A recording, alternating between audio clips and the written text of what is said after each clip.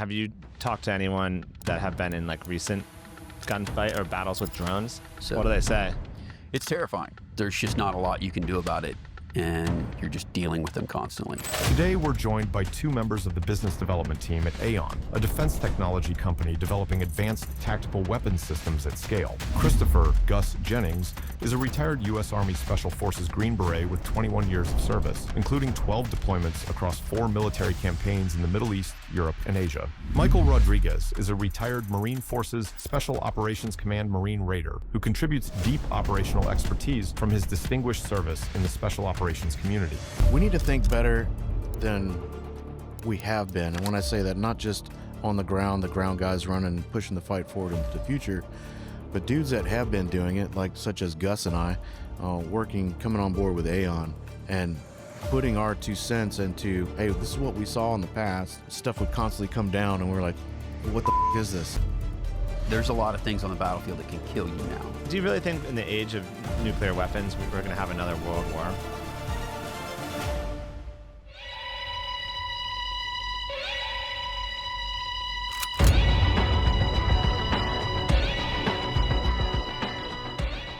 Well, you guys were fucking late to the pocket. My first late guess. Nice. No, We're fashionably late. No, I don't mind. I know you had your weekend. It's a morning podcast, morning flight, same day. A little high risk, but I liked it. It's a good time. So you came in from Nashville, Yeah. And you Atlanta. So where you guys like permanently live? And for the viewers, introduce yourself. What's your name? My name's Chris Jennings. Everybody calls me Gus. Teammates used to just call me Chigs.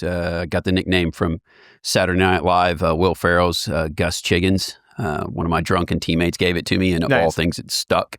So that's how I ended up. I retired out of 5th Special Forces Group in 2018, and I live and work out of Nashville. Sweet. 5th Special Forces Group. Yep. What's that one do? What's that? What does that one do? It's the 5th one. Our footprint, our AO is a CENTCOM, so Middle East, all those countries and that that's where we operate. Yeah, I should have known that.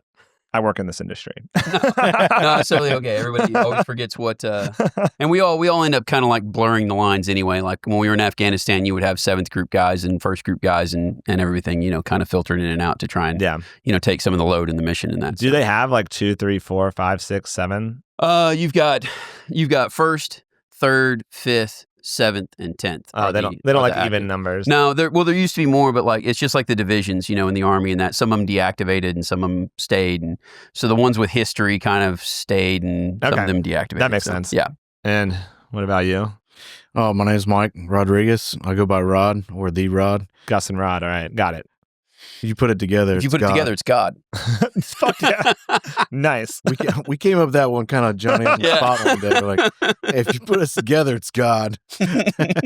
I feel the presence now. Absolutely. The divine presence of the Lord. We work well together. He is risen. The Pope died today. Yeah, we saw this. Yeah, did. Man, fucking, I don't know how he died. Was it murder? I don't know. I guess he met with the vice president yesterday, and then today he's gone. So interesting. He gave Easter Mass, and so now I'm sure there's going to be some conspiracy dropping on X. Yeah, 100%. Formerly known as Twitter. Yeah. Okay, so keep going. Rod. Prime Marine Raider with Marine Special Operations Command, and before that I was a reconnaissance Marine. Before that I was an infantry guy. Finished up in 13 and then stayed on in the community as a contractor for 2nd Raider Battalion and then further on to the regiment. So I've been doing a lot of training. 2nd Raider Battalion sounds badass. What are we rating? Whatever more they point at, like, whatever, take care of it. Whatever unfortunate soul gets to put on the end of that. Yeah, for real. Good, chew it up. And then how did you guys get involved with Aeon? So one of my teammates worked with James, and when James kind of went asking around the community for a Bravo, which is what I was, a weapons sergeant, looking for somebody experienced ATGMs, shoulder fired missile systems, stuff like that. I had a couple people recommend me, and that interviewed with them, and here we are. I've always had a passion for it, so I'm really happy to be here. Nice.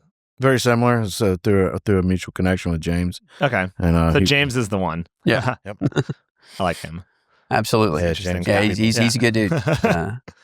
Yeah, he worked with my old one of my old team chiefs down at SOCOM.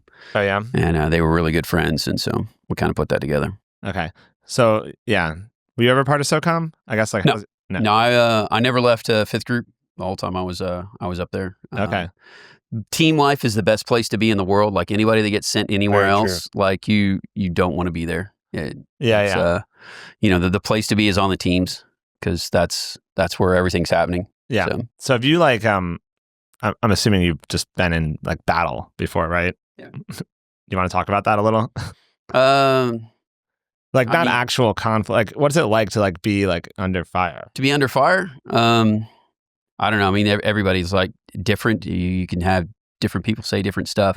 It's exciting, exhilarating, and terrifying. Yeah.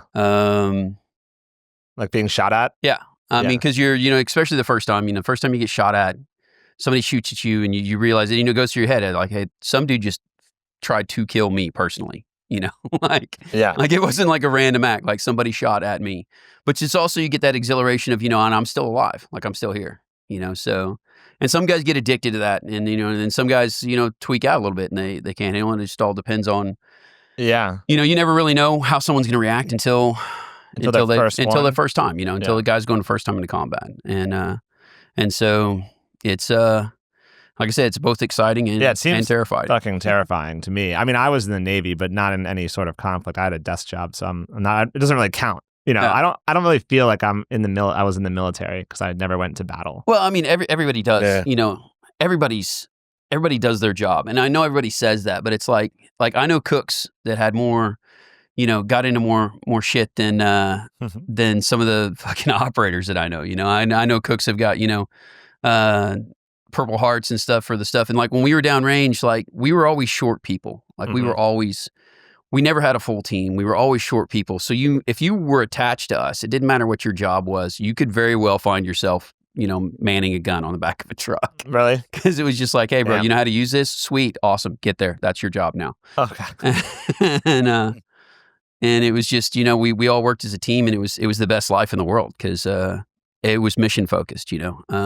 Sometimes in big army and in any, I imagine it's the same thing in the corporate world. You get people that they lose, not necessarily lose sight of the mission, but their mission focus changes. And on the teams and that, it's just about getting the job done. That's what binds everybody together, and it doesn't matter what happens. It's just let's get the job done. That makes sense. And so, like, do you miss the battlefield? Yeah. I miss the teams. I miss the guys.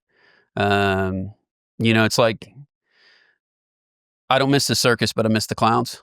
Yeah, it's the camaraderie of it all. I think somebody else said that. I did not invent that. So yeah, that makes sense. I put this a little closer to you, by the way, just a little bit. Yeah, you got it. Yeah, I'm kind of the same. Yeah, same as Gus. It's definitely something to be missed. It's kind of one of those things where some folks just, they don't ever want to see it again. And some folks just, I feel like they thrive in that environment. And for me, I mean, and most of the guys I was with, we just thrived in that environment. I mean, it was just, like you said, you get shot at. And I think everybody has their first experience of, what that felt like when they got shot at. And do you always remember your first? I do. I did. 100%. Yeah. I remember it like it was, like it's happening right now. Like I got shot at, and it was actually friendly fire on top of that. But I got shot at by a Bradley. Friendly fire is always more accurate than enemy fire. Yeah. It sucks. How much friendly fire occurred? A lot? That was the only time I had experience. And that was the only time, yeah. That was in 2003, and this is during the initial invasion. And they some guys pulled up into an AO they weren't supposed to, and,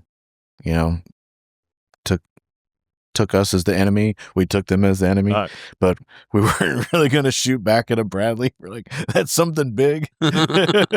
Yeah. But it was interesting, but some folks, and I think it really just depends on where you're at. Some folks don't respond well to it at all. Yeah. And shut down can't function.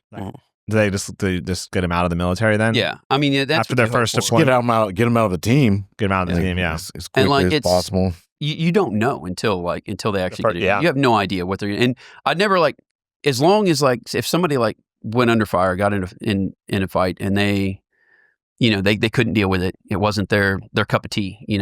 They were there, they showed up. As long as they like self-selected afterwards and like pulled out like, hey man, that wasn't for me, I'm totally cool with that. Like, I'm not going to hold that against anybody because like you don't know until that happens to you. So if they got into it and were like, hey man, this is not for me. I can't do this. It's the ones like, that don't brother, self-select that you gotta like, okay. Yeah, it's like, hey brother. So let's say you do like, you're like, okay, I have my first battle, I got shot at, and you like go to your commanding officer and you're like, I can't do this anymore. What do they say? That's going to depend on the commander. I don't know. I've never actually seen that happen. Okay. It's usually observed by everyone that, a person's inability to you're saying respond? someone, they're not usually raising their hand. They're just like, this guy, no, you're like, this guy sucks. This guy stayed in the Humvee the whole fight. You did good. Pack your stuff and we're going to send you up to... Yeah, so it's the rest of the team that's like, okay, here's who was not useful on the battlefield. So I knew a guy in the invasion of Iraq in 2003 when I was still big army. He self-selected. He was a squad leader. Okay. And not going to mention his name or anything, but he walked away. Yeah, we don't need to blow anyone up. Yeah, not going to blow anyone up. But he walked away from his team and from his squad, and because he couldn't hack it, and they stuffed him in headquarters company in that for a little while longer. Did he get like an other than honorable discharge? No, and this is the unfortunate part because this is the part where we parted ways and we were good friends up until that moment. He re-enlisted and stayed in the army. Okay, and I could never respect him or deal with him after that. Yeah, because he had. It's like I said, if he had walked away after that, I'd still talk to him to this day and hang out and barbecue. But he decided to stay in after he knew that he couldn't be there for his men, and it's the fact that he walked away from his men that was the worst part. Yeah, that makes sense. Have you talked to anyone that have been in like recent gunfight or battles with drones? I've talked to a couple of guys that served with the American Legion in Ukraine. Yeah. And then I've talked to some guys in that, not nearly as intense as what's going on in Ukraine, but some of the guys who've been in Syria and stuff like that and been dealing with them. Yeah. So what do they say? It's terrifying. The sound? It's like IEDs. The sound would be terrifying. I mean, it's like IEDs in the sky. It's like, IEDs was our big problem, during OIF, OEF, Afghanistan, that, and that's what they're equating it to. It's like, there's just not a lot you can do about it. And you're just dealing with them constantly. Yeah. It's IEDs in the sky that find you and move to your position. Not like what we dealt with IEDs in the road, and we moved to its position unknowingly. So like, how do you think it's going to like change the army, if at all? I mean, it's going to have to. It's going to force, just like IEDs forced this change. And it'll be the military is going to have to see which directions they go. I mean, some of the directions that the military went with dealing with IEDs were ineffective, but they were knee-jerk and more more political. Like, we started using massive vehicles with massive armor, the MRAPs and stuff, which were great for like guys running log pack, which is like supply missions, up and down the road. But for maneuver units, they were inadequate. They were too big. The weapon systems and stuff that you had on them were ineffective in tight quarters. They were you lost situational awareness. There was ways that you could get around it in lighter vehicles and stuff. And so, I mean, we'll have to see which direction the army or the military goes with it. Yeah, I mean, what are maneuver warfare? That's like, our army is the best because we can maneuver, right? Mm-hmm. And so how do you think maneuver warfare is changing in the age of drones? Like, you can't hide anymore. No, that's a so. Yeah, the days of being able to sneak around the battlefield are over. I mean, one of the big things, like we ran during, GWAT and stuff, which, God, we're old now. But, we ran around, we had glint tape and reflective stuff on us and everything in that. So IR reflectors so that our aircraft could see us. Because, the things we were most scared of from the sky was being misidentified. Oh, yeah. By our aircraft. Yeah. So you wanted to be able to be seen, from the sky. We've gone away from that since then. Yeah, 100%. Removing, IR strobes and turning them on right before you step off, and so because everyone has night vision. Yeah. So it's no longer beneficial for you to be walking around with something that flashes. All right, so we can't hide. Yep. That's Can we have tanks? Tanks are still viable. I think anybody, and I love tanks.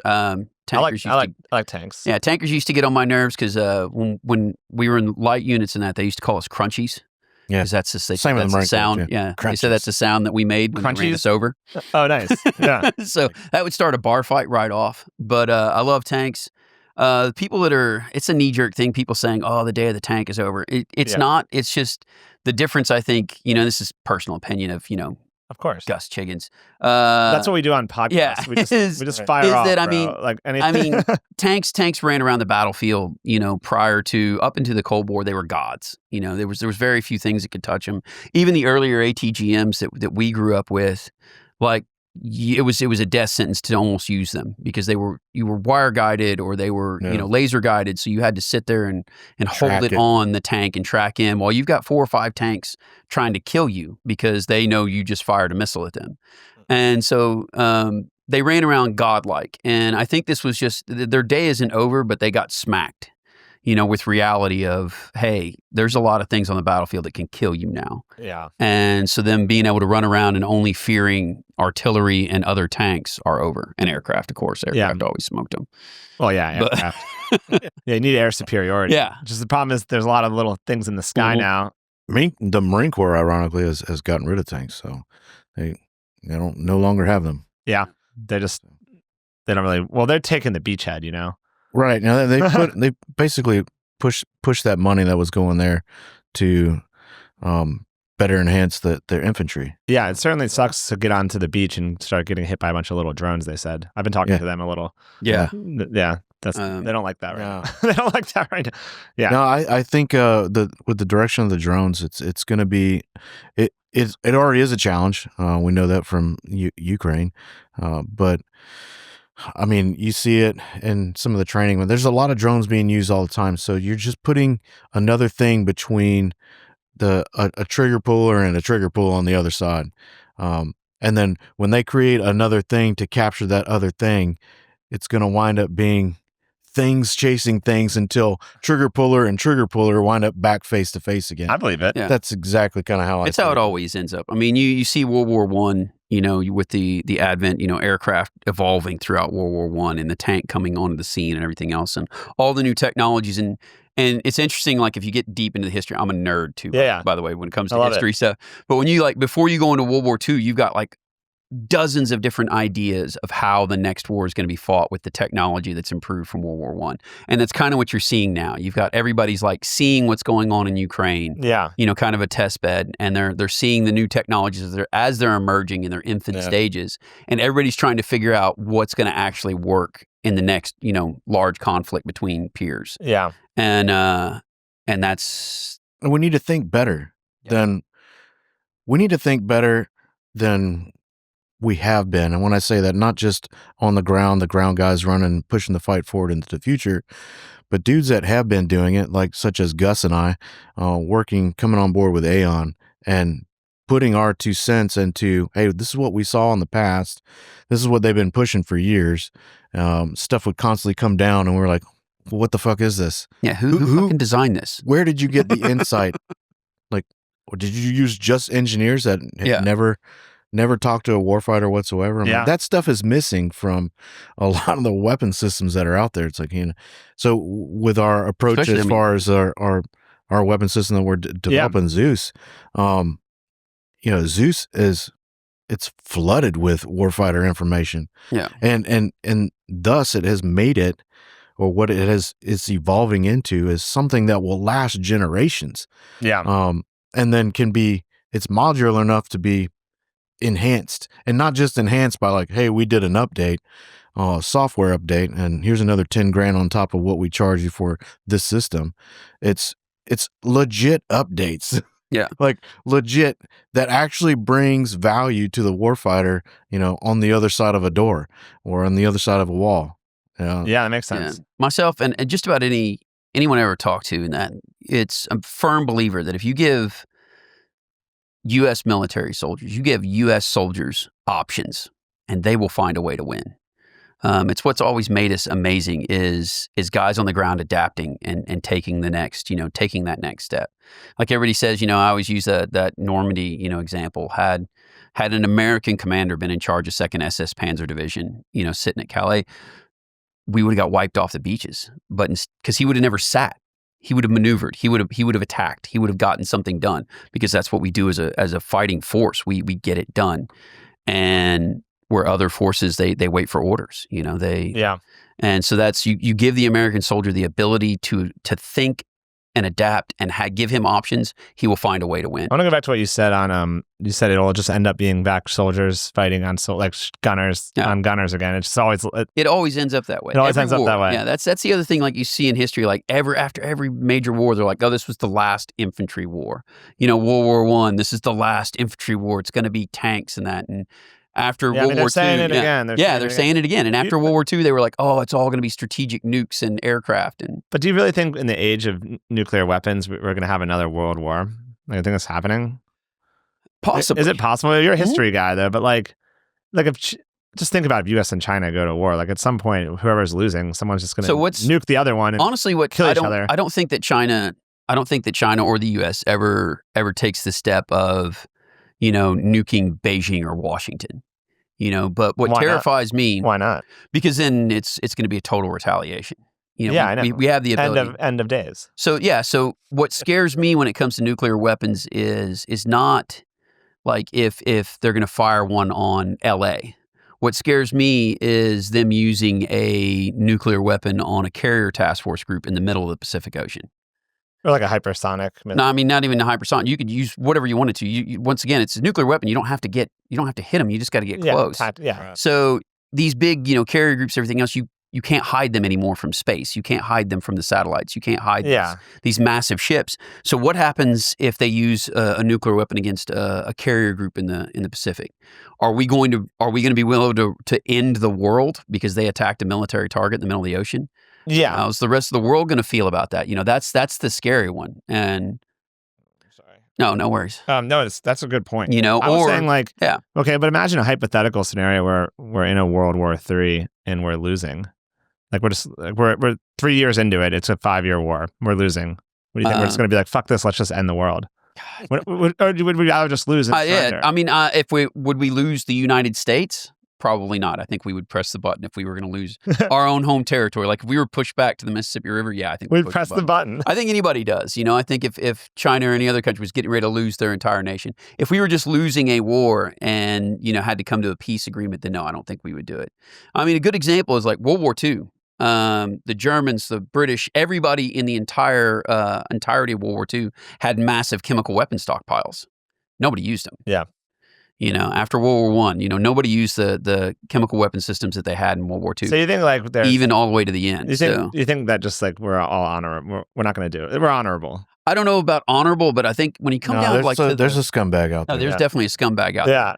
But you come down to it, these are still men pulling the triggers on these. Yeah. And we already saw, historically, there was 2 instances when a Russian missile commander was told to fire his weapons. Yeah. And he didn't either time. Yeah, I know that. Yeah. And so you've still got a human being at the end of that chain that's like, I am not ending the world today. Right. So it's possible then to have a world war without I think so, yeah. Nukes. Okay. Well, that's scary. I was hoping that the answer would be that there's not going to be another massive war like that. We're human beings. We're gonna fight each other until we find aliens that that one, right? We can band together and fight them because that'll unite us. Did you guys see that? I think they found like an Earth-like planet recently. Yeah. Did you guys see that thing? Yeah, I saw it. They I guess due to the chemical composition, it's the algae in the water. They're more likely that there's life there. Yeah, there's at life least there. At the basic level. Yeah, that's pretty cool. Mm-hmm. That's pretty wild. Yeah. Do you guys believe in aliens? Oh, 100%. I believe whatever it is when I see it. Yeah, when you see it. Just a lot of hearsay. It's like, okay. Mine's just on math.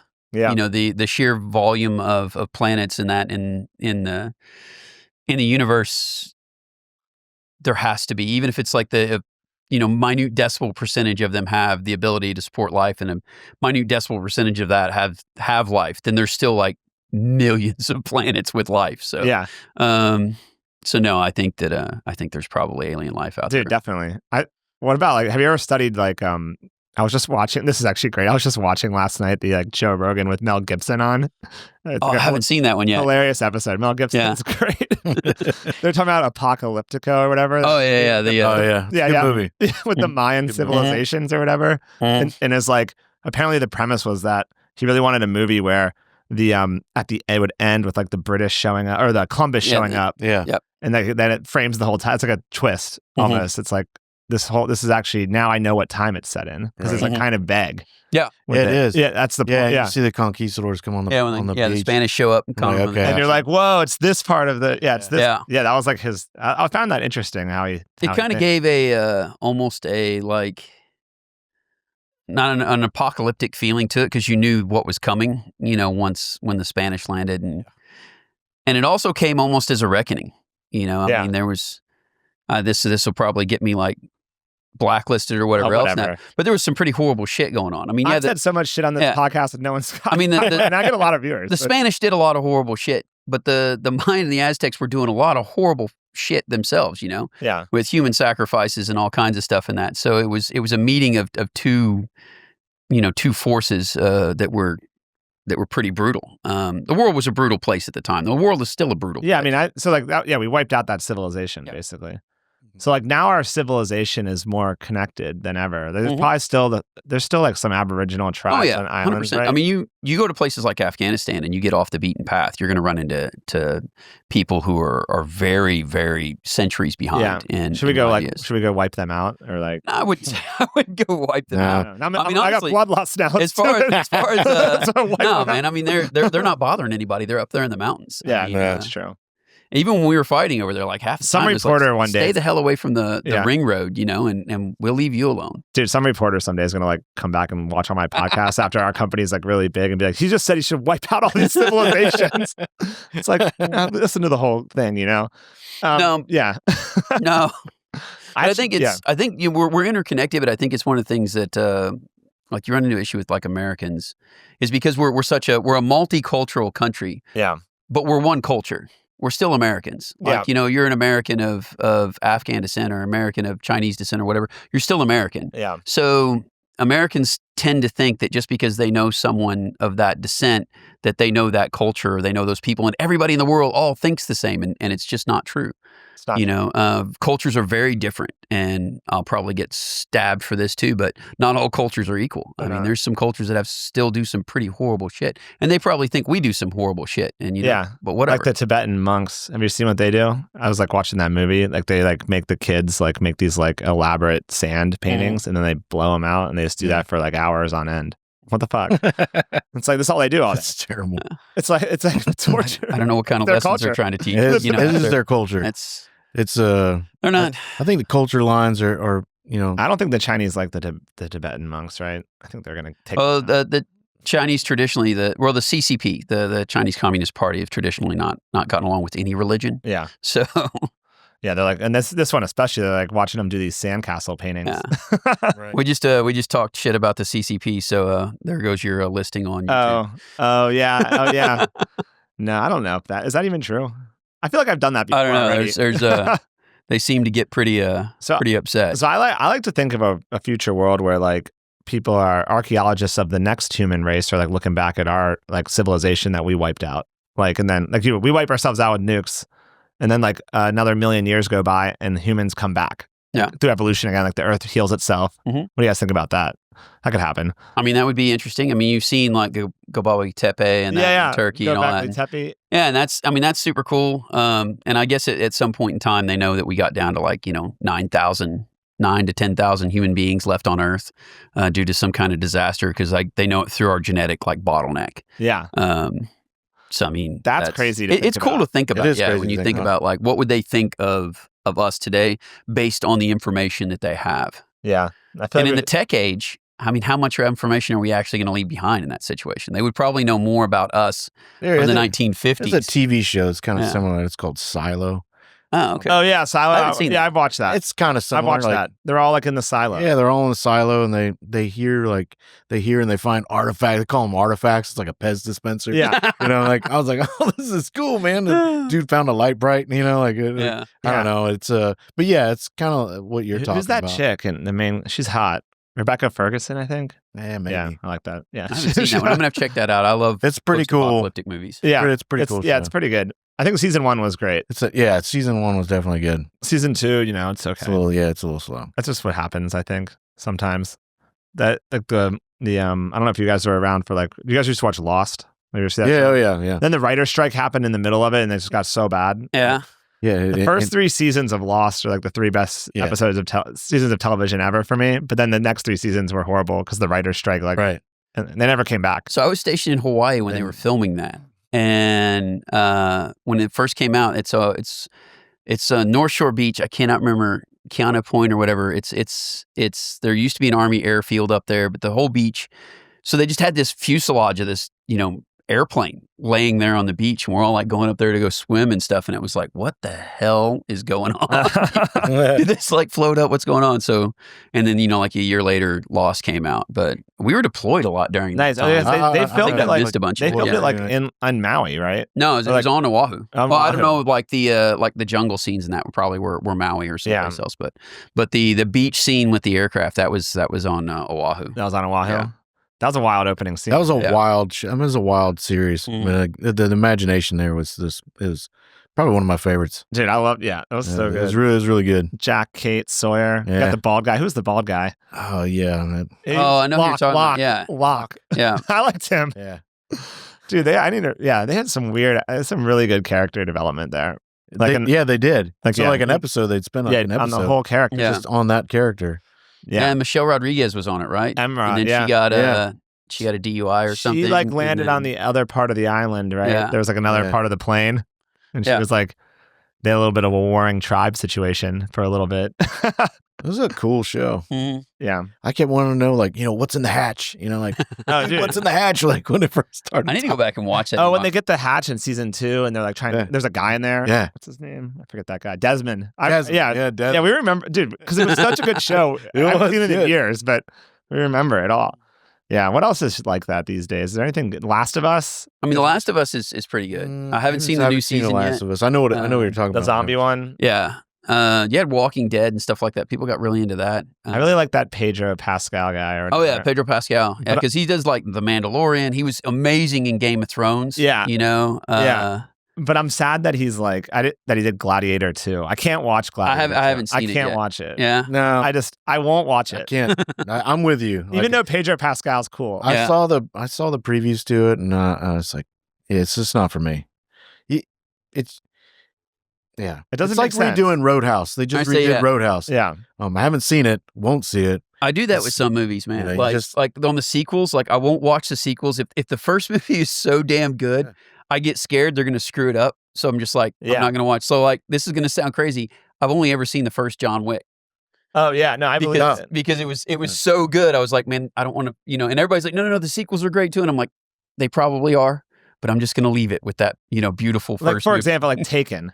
I Yeah, can't watch Taken. Taken 2. Yeah. I I haven't seen can't. Taken I 2. can't. Seen the first. I just rewatched the first one all the time. Yeah.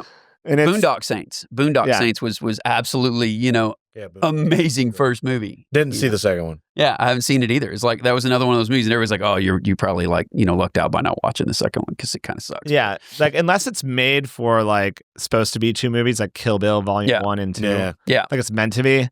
But if they just like it, when they make these movies that become a hit, and they're like, "Oh shit, it was a hit. I didn't know it was going to be a hit. We should make another one." Yeah, That's when you're like, "Oh my god." Unless it's Rocky somewhere in there, Rambo. yeah. Well, Well, Rocky, you Rocky, have that to was watch that was those. the '80s, man. That was I know, but you Yeah. gotta watch them. Different They come out era, with a new yeah. one. It's like all the okay. Rockies.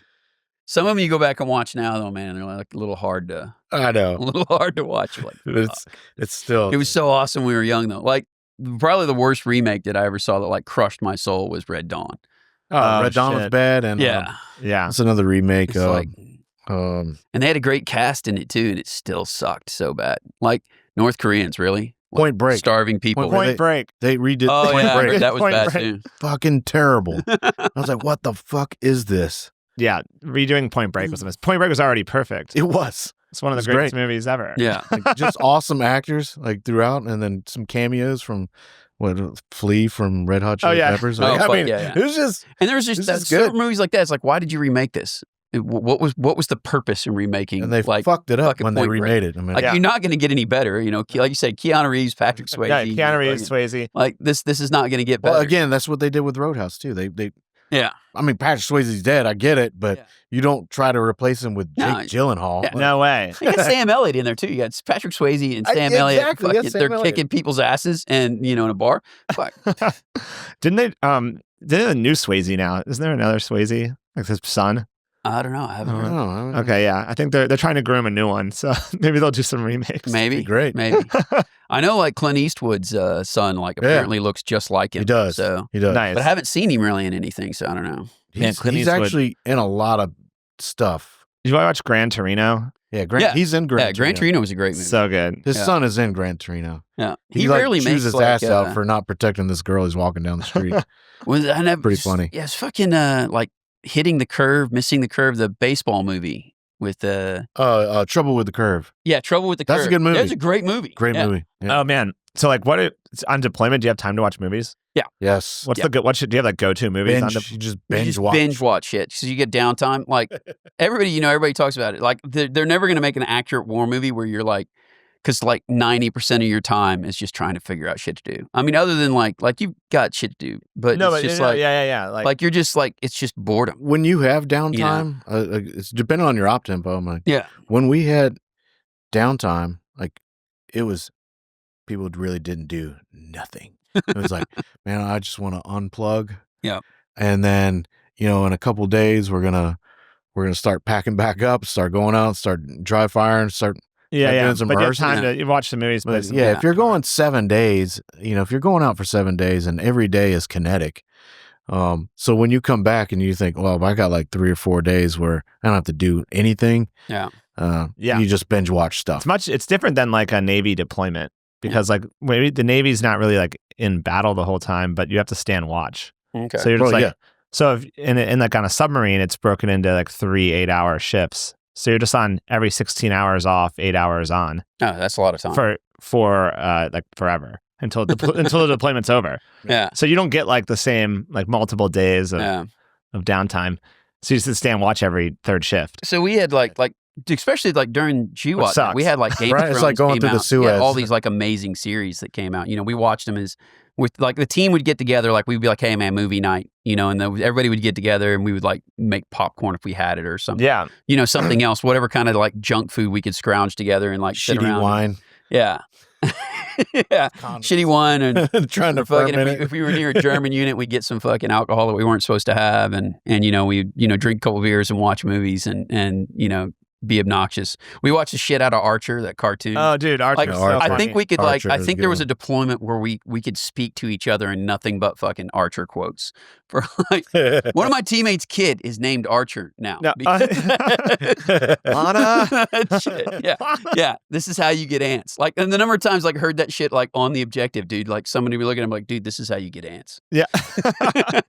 Archer was so good. Yeah. I mean, I don't really like cartoon shows that much, but Yeah. South Park and Archer, South Park and Archer. I can do. Hell yeah. I never really I think I was too young for The Simpsons. I think I just missed it. I think they're still rolling. Like They are still rolling. show that Supposedly never the ends. longest running show. Yeah. The But Simpsons, The Simpsons has done everything too. Like Yeah. everything's been covered on The Simpsons. There's a South Park on that, where The Mhm. Simpsons did it first. Yeah. Like They started it all pretty much. Yeah, no shit. Because I mean, yeah, it was like such a huge deal when Bart Simpson was like, yeah, like I'm Bart Simpson. Who the hell are you? Yeah. And it was like that was risque. Yeah. Oh, yeah. I kind of like the Gen Xers are the Simpsons people, and like the Millennials are like South Park. Is where I found the demarcation. Yeah, that's Line. probably accurate. What are you guys like? Boomers? No, no, Gen X. that's brutal. Yeah, no, we're Gen Gen X X. people. Like my big sister. Yeah, Gen X. Yeah. Yeah. We were the latchkey kids. They say that Gen X is the worst generation.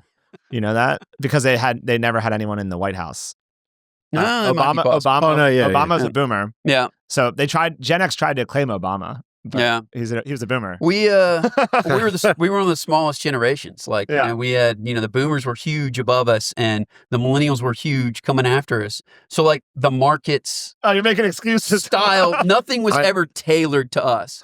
But like our entire like go to growing up and that, and it was always like whatever, But it's Yeah, funny which too makes me because it's funny with that though. But or at least my generation, at least I feel like we were the children that grew up with parents that went into Vietnam and got treated like shit when they come back, and then so we grew up with like it was like do not be that way and super patriotic. Oh yeah, and it then was the '80s too, man. It was Yeah. Reagan and the Cold War. yeah, it was the Reagan. I was like, and everything Reagan. else. Yeah. I was in Germany. My dad was stationed. He was in the Air Force. We were in Germany at Pittsburgh Air Force Base, not there anymore, and we were at the airport or on base anyways, and Reagan flies in on Air Force One, and I'm like sitting like just standing on my dad's shoulders, like 20 feet away as he's going across this big red carpet with these massive eagles on either side. I'm like, Ronnie Reagan.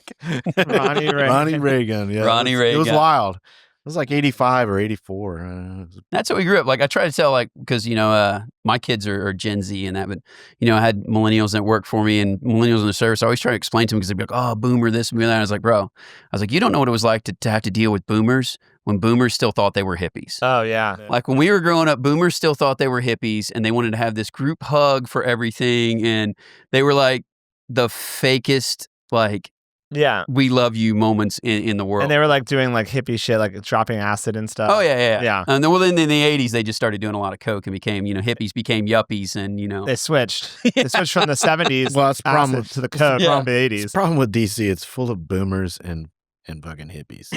Yeah. I mean, it is. And Definitely is. It's like, Yeah. oh shit. Yeah, that's a good perspective. Having to grow up with the boomers being like younger. Yeah. When they thought they were They doing. still thought they were hippies. Everything revolved around the 60s. You had to hear it all the time. Man, back in the 60s, like nobody fucking cares, dude.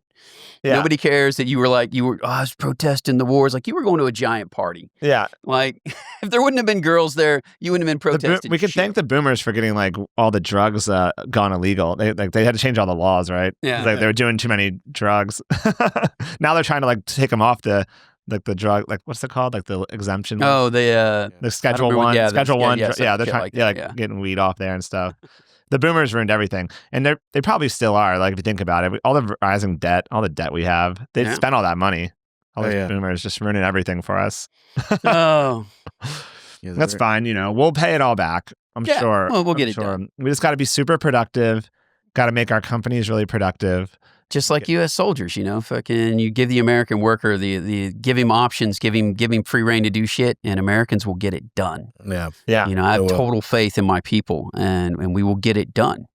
You know, they talk shit about every generation talks shit about the younger generation. So I was in 2nd Battalion in 5th Special Forces. Okay. And I'm not bringing it back to that. Yeah, but no, it's, we had our You can go anywhere. battalion flag that you know, it wasn't authorized or whatever. We flew. It was the veterans flag from the War of 1812. And we originally someone grabbed it because it just looks cool. It's a black flag with a white field with black stars, and it's got a skull and crossbone and a coiled snake on it.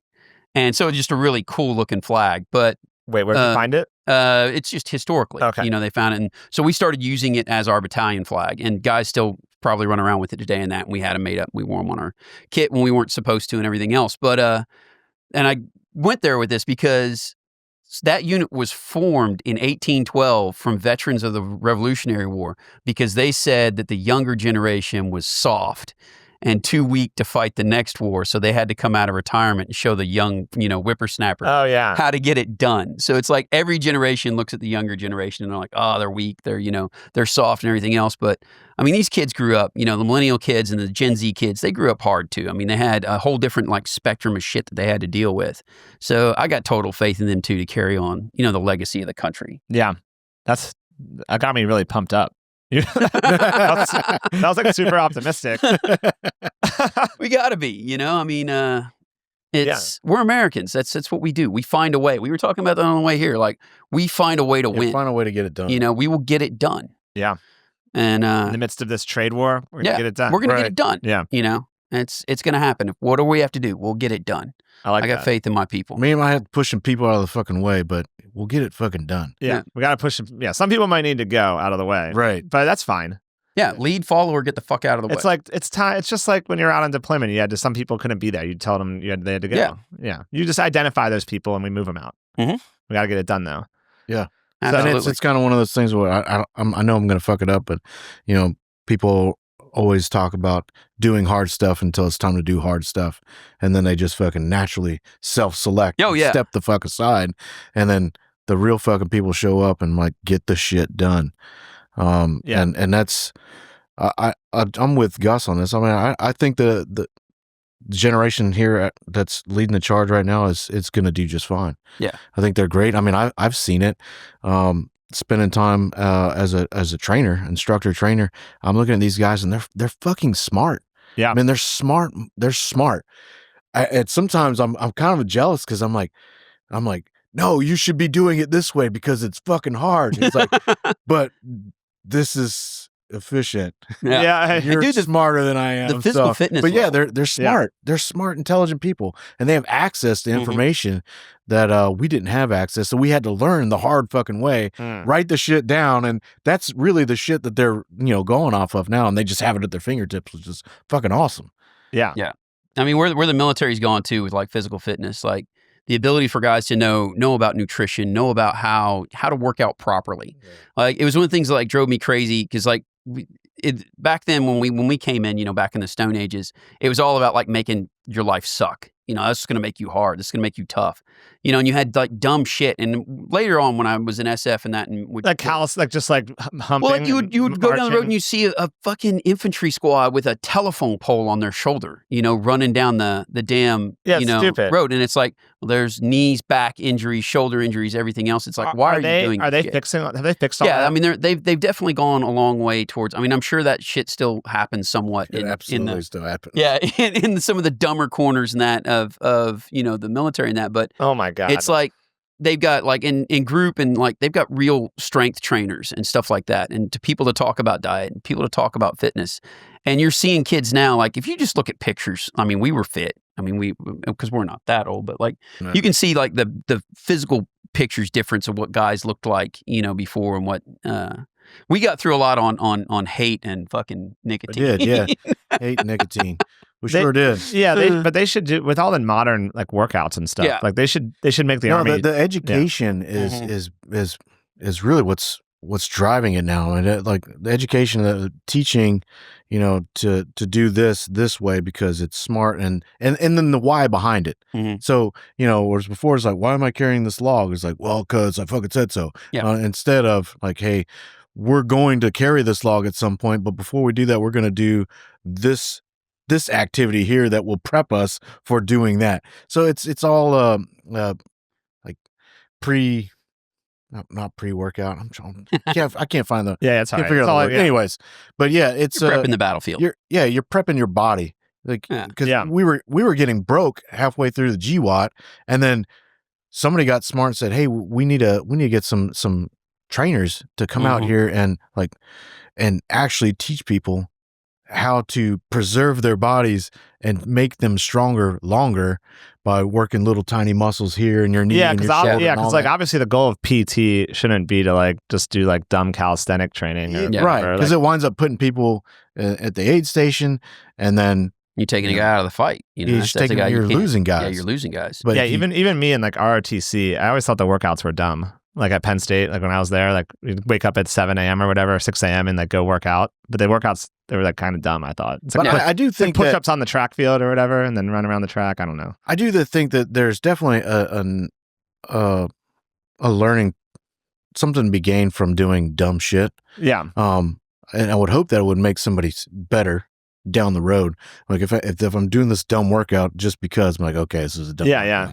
I was like, I'm going to know when I'm in charge that I'm not going to institute that. I'm going to do something else. So there's definitely something to be gained from doing dumb shit. How much liberty does like is it like decentralized, or is it comes down from the top of what the fitness regimen needs to be? It is and it isn't. So like you've got like big army in that it's usually you do PT at the platoon level. I don't know how it is in the Marine Corps in that, but usually it's platoon level. Squads will break off and do PT on their own.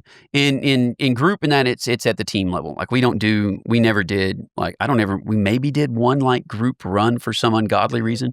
We're notorious for not being able to march or anything like that. Same.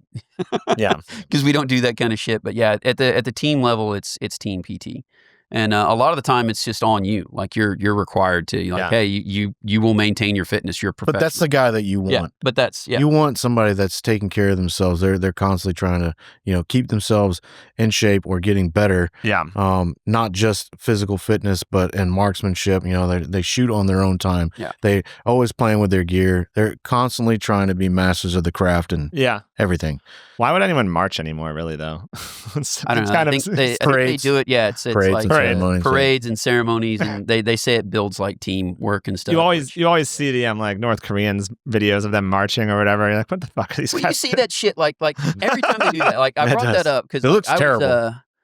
I was always like everybody was like shocked when Russia got their ass kicked, in the opening stages of Ukraine and like how badly they performed. And anybody who like ever really paid a lot of attention to them shouldn't have been that shocked. And I don't want to they underperformed even like my low expectations of them in that. But when you see like, they're putting out videos of tanks all lined up, like firing their guns at one time. And you've got some Spetsnaz guy, doing a flip through a fiery ring, throwing hatchets. It's like, if you're doing that shit, like you're trying to show something because you can't do other things. Yeah. Like you're putting on a show, you're putting on propaganda, like because you incapable of actually, conducting operations. Yeah, that makes sense. So, but like that's their thing though. They just like to do like long drawn out wars where like the first year they kind of suck. Well, yeah, I mean traditionally Yes. That's their thing. That's true. I mean, they lost 20 million dudes fighting the Germans. Of course, the Germans killed a little bit of I shouldn't say the Germans, the Axis, because everybody forgets that there was a lot of countries, also involved. Yeah, have you, speaking of war movies and stuff, did you watch Enemy at the Gates? Oh, yeah. Dude, that's like my favorite war movie. That's a really good movie, yeah. He's a sniper. It's like Jude Law and Ed Harris. Mm-hmm. That's it. The book was Rat Wars. Yeah, Rat Wars. Rat Wars Yeah. was Yeah, bring this a little closer too. It's an excellent book, A yeah. little closer, cool. Yeah, so I love that movie. And he's like in the sniping, and he's like, what does he say in the beginning? He's like, I am a stone. Oh yeah. I forget. He's like the speech he gives to himself is so good. I need to rewatch that. It's reading, World War II history, especially like Russian, Eastern Front stuff.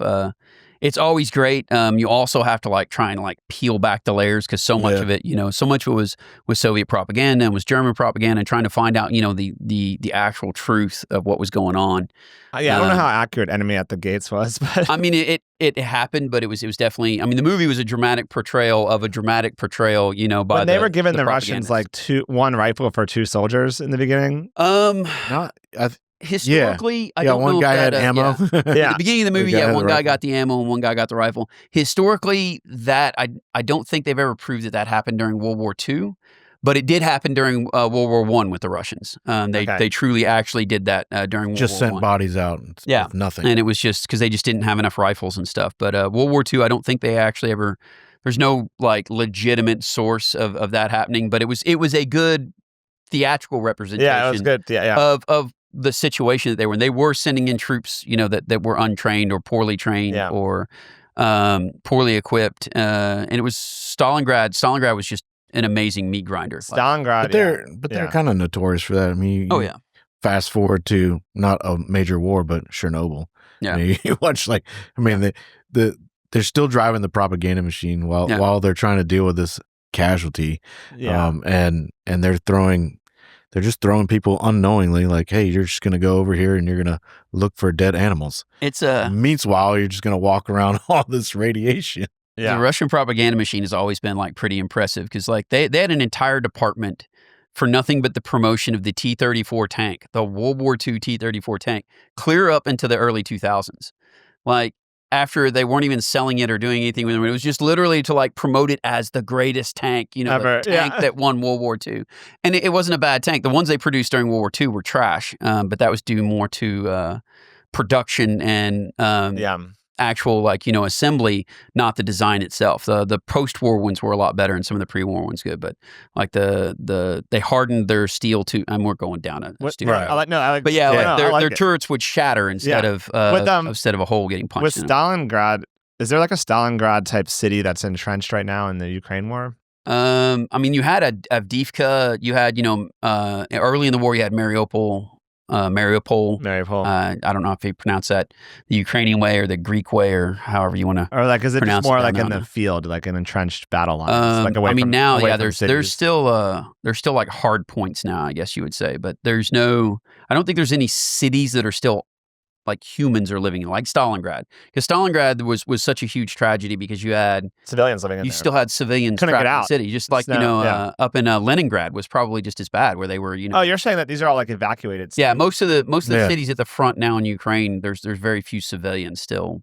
Like if it's at the front, like when they're fighting over the city, there's very few civilians still inside those cities. And so, like, obviously, are they advancing now? Russia? Slowly. I mean, they've been slowly advancing since the beginning. You had, a couple of really good offensives by the Ukrainians that retook a lot of ground.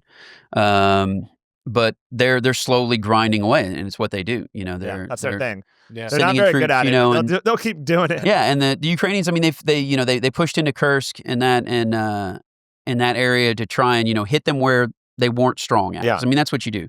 You hit the enemy where he's weak. To try and get a reversal or grab some land that was going to be able to be used in the Get behind the negotiations enemy and lines, stuff. But I mean, the big problem you run into for the Ukrainians within the peace process, and I empathize greatly with the situation they're in, but the unfortunate factor is that they're running out of men, and that they're going to run out of men first, and there's unless someone's going to give them troops, they're going to continue to lose ground. Just like population is just so vastly different. And I mean, their hope was that they, if you killed enough Russians, eventually, that the people of Russia won't want to absorb those casualties anymore, and they'll sue for peace. But I mean, that hope kind of got dashed when the Russians started feeding North Koreans into the front. I mean, the Russians don't care if North Koreans die. North Korean don't care if North Koreans die, and what are the Ukrainians expending ammunition to kill people that nobody gives a shit about, as far as like, I'm with you. The Russians don't care how many they have to do. I mean, one of the news media said, we've got a new batch. Like that's how they referred to the North Korea. We had a new batch. A new batch. We they suffered heavy casualties, but we've got a new batch pushing the front line, and it's that's like some dark ass shit. Yeah, bro. it is. And it's like, so, what's Ukraine's end goal now? Where are they at? They keep killing North Koreans and hope that it's tragic that they probably, though peace is not, it's not going to be palatable for them to have to secede territory in that for peace. But I mean, it sounds like they have to surrender. I wouldn't say surrender, but they probably going to have to come to some kind of peace agreement with the Russians that they're not going to like, and that's tragic. I mean, or you know what? I mean, and I'm still pretty sure respect they if already have decide those to do kind it. of talks. If they want to fight it out to the bitter fucking end, and die on that hill, then respect for them doing it. But well, I think that you just think about it like, I mean, Putin will probably want to keep going. He'll lick his wounds for a little bit. He's got to get the rest of it, I mean, he's got to. It's his. What's he going to do, though? I mean, so I think the Polish premier said it best, when he was bitching about, or not bitching, when he was he's talking about, the Europeans being up our ass about, us shifting towards the Pacific. He was like, in what world, and I'm probably getting his quote wrong, but he's like, in what world should we be upset that, that we need 300 million Americans to defend 500 million Europeans from 180 million Russians? Yeah, no, I'm with you.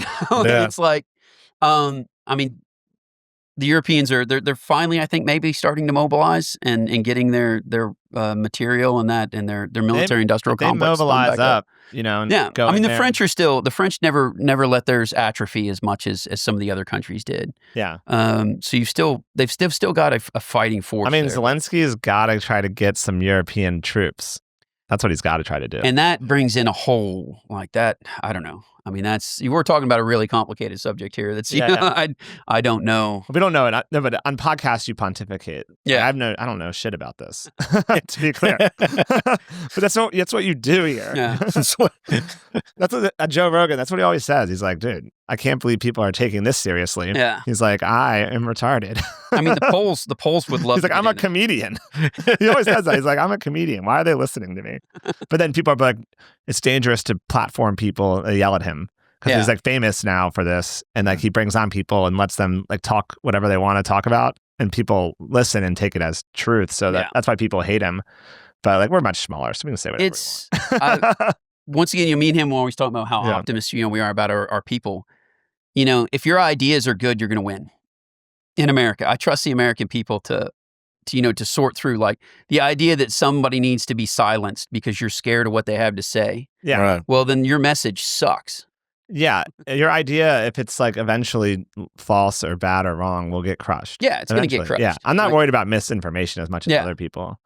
Like as trying to silence people. Yeah. I'm not worried about it. Yeah, I'm with you. Because like eventually the internet's just so powerful that it crushes really, really like fake things. It is. Yeah. It crushes fake things eventually. Like and fake people. And fake, yeah. It's fucking, it's because of the internet, as they say.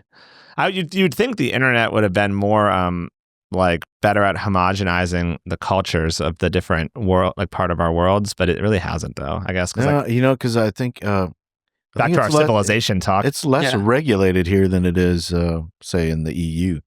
Yeah, like it's interesting. You go like I went to the UK and Ireland in 2018, and the shit that they pay taxes on there, like for a radio in your fucking car, for a TV in your house, a laptop or a computer, like it's not a one-time tax. It's like you pay it every year annually. But I was sitting there on the train in the UK, and they're talking about how don't forget to pay your taxes on broadcasting. Yeah, BBC. It's how we fund the content. It's how we give you the content. It's like, well, that tells you right now that the content is fucking fully loaded with bullshit. Yeah. It's like, damn. Like, what? Yeah, but I would have thought with like social media, we would have like all mixed cultures, right? But like China blocks off their internet, right? And like other countries block off their internet. So now you've got like a bunch of siloed internets. And so like so it really hasn't homogenized the culture. Yeah. No. But with Starlink, it might. Yeah. Because then everyone can get on the same internet and no one can stop you. I guess they could make it illegal. Yeah. To get on Starlink. But I mean, making stuff illegal doesn't really go, doesn't work. It doesn't work. It's like prohibition. Just advertise. It just makes people, except maybe in like North Korea where they've got a peninsula and a border and ocean around them, and they can, minefields and stuff. They somewhat, I imagine there's still shit that gets through. I mean, they still execute people for smuggling Bibles into North Korea all the time. So there's obviously, a need for them there. There's obviously a want. I forget what the word. I'm rambling, but I mean, prohibition never works. It didn't work with alcohol. It's not working with drugs. It doesn't work with information. Yeah. Like you can't kill an idea that way. You have to kill an idea. You got to pull it out into the light and point out, that it's fucked up. Are you where was I going to go with that? Shit. Man, so wait, okay. On Starlink though. Mm-hmm. So once those get up there in the sky and everyone's on the same internet, that could potentially then be like a way. Yeah.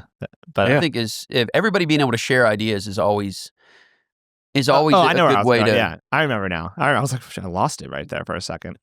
So yeah, okay. I want to get your thoughts on this. So like, one of the things with all these new weapons, like Zeus or my weapon, drones, they all have cameras on them now. Yeah. And you're seeing like, on Instagram, you can watch like kills and stuff. Like Luke, my CTO, donated a Bitcoin to some Ukrainian special forces, and they used it. And so they liked Luke so much, they like patched him in on one of their live missions, and we watched them live kill Russians. Yeah. Live. Nice. Like they patched us in, and we watched this like drone strike. And so I think like all war is going to be like televised in the future. Like there's so many cameras on so many things. Yeah. I mean, you're definitely getting more of it's getting to the public. I mean, the first satellite imaging is getting good, and like companies are going to launch satellites up for cheap and sell the data. And you're going to get like real time. Like you can actually real time point satellites now. Like we can. Yeah. If the three of us wanted to point it somewhere, we could do that. Yeah. And like get some pictures. So I don't know. What are your thoughts on like war being televised more? I think it's a lot easier than it used to be. I mean, you don't have to necessarily have a journalist with a camera running around the battlefield because they can just pull the images from everywhere. I mean, journalists do it now. I mean, they're basically narrating the video that was spread, posted on the internet. I think that's honestly one of the things that's hurt journalism. Yeah, because like even when 2003, when we first went to war, you had. What's that ass clown's name that was thrown out of country? Geraldo Rivera. By the way, ass clown is such a great term. Geraldo Rivera got thrown out of country because he was giving away troop movements and shit. But you had journalists on the ground with us and that. You don't see it that much anymore because the journalists, they stay in the States and they're getting like some dude's cell phone video and they're all like creating this idea of what was happening there. So you don't have the journalists on the ground like, reputable journalists that can make a difference that can come back and say, no, this is what was fucking going on there because I was there. Yeah. Now you've got like 5 guys sitting around a studio and somebody sends back some cell phone shot video or something and they decide to write a story about it and put it out on the news without ever really knowing what the fuck is going on. But it's very risky. Yeah. It's risky because, I mean, if you got knuckleheads running around videotaping shit, next thing you know, they're getting in trouble for pissing on fucking dead body. Yeah. Shit's happened. Yeah. even though the guy that they were pissing on shit. deserved every bit of piss that they put on it. Yeah. You know? I'm thinking about, well, for what I was thinking, one of the business models might change though. Like, let's say the U.S. buys my product for $500,000. Oh, and you're selling. No, well, like, so, but I can then use the profits from that and I can go to other countries and sell it for $0, but with data sharing rights. I'll be like, I'll give you this turret, but I need live stream footage because we're gonna televise it and sell ads. Like, you know, so like that's one of the things I was like, I think that's gonna happen. Like, maybe not in the U.S., but I think other countries will be like, yeah, I want some weapons for free. Oh yeah, I mean, if you're going to give weapons away for free, you're going to get takers. And then you say. I think the only issue you run into there is like me as a soldier. I don't know what my the powers that be would do. Me as a soldier, if we're selling the live stream, I'm going to worry about my own operational security. Well, but no, is it like where you're saying like let's say a drone per se. Drone. Instead of a journalist having like a press pass, do not shoot me. Yeah. You know, the drone is emitting like a blue light that says, hey, do not shoot this drone. It's out of play. Yeah, I'm out of play. Well, that could be some of that. That's some of that. But I also think that's interesting. And I also think that in the future, like some country's going to get good at making FPV drones and they're going to sell them for free. Yeah. And you can strap bombs to them, but they have to be connected to Starlink. The deal is that they get to have the live stream footage. They get to have the live stream footage. I mean, that's crazy world to think about. It's a crazy world. Sci-fi. I mean, that's some like sci-fi shit. It is. It's it goes back to human nature, though. I mean, we used to watch gladiatorial fights, and there's always been this stuff, and you had boxing, and you had you've always had this contest. People wanted to see fights. They want to see that aggression. They want to see and they want to see blood. I mean, they always talk about NASCAR, and it's the races. Everybody's there to watch the crash. It's tragic, but it's we're just going back to human nature and stuff again. People are The Running Man. You remember that movie? The Running Man with Arnold Schwarzenegger. I don't know that one. If you've never seen it, you should watch it. Okay, I know all the other movies you mentioned. It's great. Damn. Okay. Yeah. What's it about? It's basically televised fucking like combat to the death, and then they're going through different scenarios where they they run into like a gladiator or whatever. Yeah. And I mean they're actually dying. Is it like Hunger Games? Like no, not that. No, it's not taking that far. It's actually a game show. Oh, you're gonna have to watch it. It's an Arnold Schwarzenegger classic. Dude, I can't believe it. It's a game show. Yeah, it's a game show. But it's kind of like what we're talking about. Which you've got these drones flying around. I'm about to lose my podcasting rights. Haven't seen this. Filming. As a podcast host, you have to like do a lot of media. I should watch everything. They take convicts and they put them in these like scenarios, and they've got to fight it out against these like named gladiators that are like the people's not all of them are convicts. Some are just framed. Yeah, some are just framed and shit. So for political reasons, they like put them in there and like, okay, now you're in the running games. And I forget the guy was the guy not from not The Prize is Right. No, it wasn't Bob Barker. It was where I know what you're talking about. Yeah. Family Feud. No, Family Feud. Family Feud. What is it? Yeah. Wait, hold on. I got another movie. It just reminded me. I have to look this this is The up. Running Man. Yeah. The Running I need to Man. write this down. Classic. So you will enjoy it to this day. No, I know I'm gonna love it if you guys recommend it. Based on what we've been talking about, I'm gonna love it. So you can watch that. You got to watch too, and I'm gonna go ahead and plug them here because they're my people. I fight in medieval cage matches in a league called AMMA. It's armored mixed martial arts. You fight in that? Yeah, I fight in that. What? It's like 12th century to 14th century medieval armor, and you get in a regular. You're not allowed to. You get into an 8-sided cage, and you fight. And how often do you do that? I've been out of it. I got ribs broken back in August, so I've been out of it for a little bit. Do you have like a broadsword? But no, long sword. But it's long axes. It's blunted, but it's still to the knockout. It's still to it's brutal. It's probably the most brutal fighting that you'll see in the United States today. You're crazy.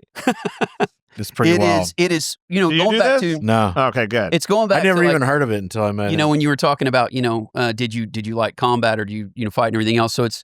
Like the first time you get into it, you get hit in the head with an axe. Some dude's got like a 5-foot axe and he smacks you in the head and the sparks are flying off. You can smell the steel burning. It's like I just survived somebody hit me in the head with an axe. And you get into it, and it's a rush. It's a fight and it's awesome. Dude, that is some of the most badass shit. You'll have to look it up. You gotta check it out. Yeah. I never even heard of it until I met Gus. Yeah. And I'm like YouTubing it's like this MMA, thing. but with medieval. With medieval weapons. What do I Google? AMMA. Like I literally watched the clip of him getting hit in the head with an axe. Yeah. And, like I see his head go full on sideways. Yeah. I'm like, oh, it's awesome. shit. Rogan actually, like he did. You couldn't dodge it. That axe hit. I just missed it. Couldn't see it coming. It was too slow. I mean, it's a fucking helmet. Yeah, I mean, you're wearing a it's a helmet. Like you don't have much peripheral vision.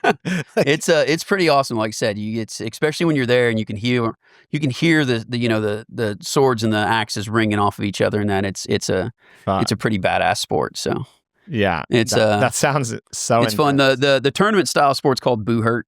So you get like 5-on-5 and stuff like that, and you have duels and stuff. But AMMA is ran by an amazing guy and girl out of Nashville. Okay, and they're actually taking it on tour this year. They're going around to they just had a fight up in Chicago. They got another one out in North Carolina. So they're touring the country with it now. And that I fought in 2 of them in Nashville. Do you get to choose your gear? Yeah. You buy your own stuff and that and everything. And when you get over to Europe, because the Boo Hurt section over Europe, they get a little bit more testy about making sure that your helmet's 80 years out of place from the. And it's like, shut up, dude. It needs to be We're all here to smack each other with axes. But it should be all pretty consistent. Yeah, it's pretty consistent, and it's pretty awesome. Do you watch MMA? I used to. I haven't gotten that much into it anymore. I used to especially when I was serving still, and that we did a lot of combatives and a lot of BJJ stuff and everything in jiu-jitsu and Same. that. But I don't watch it as much recently, but I used to like it in college, and I can remember when I'm that old. I remember when it first came out. I watched the first UFC ever when that dude you had sumo fighters fighting guys, and it was awesome. I still enjoy fights but I haven't. I went to a UFC in Miami recently. Trump was there. Oh, it was kind of cool. It was 2 weeks ago. It was kind of cool. Oh, no kidding. Yeah, Trump was there. Elon was there. They were just watching some UFC. That's wild. That's actually, I think it's smart politically, for him to go there. It's just genius, I think. Yeah. Yeah. 100%. Yeah, definitely. I mean, it's his people. Yeah, to get out and be with. It's interesting when you say it's his people because, but he fits in with all kinds of people. I know. So when you say it's his people, man, that's a broad word. It is for him. I think he's a very, very good politician. You know what I mean? He has lots of groups that love him.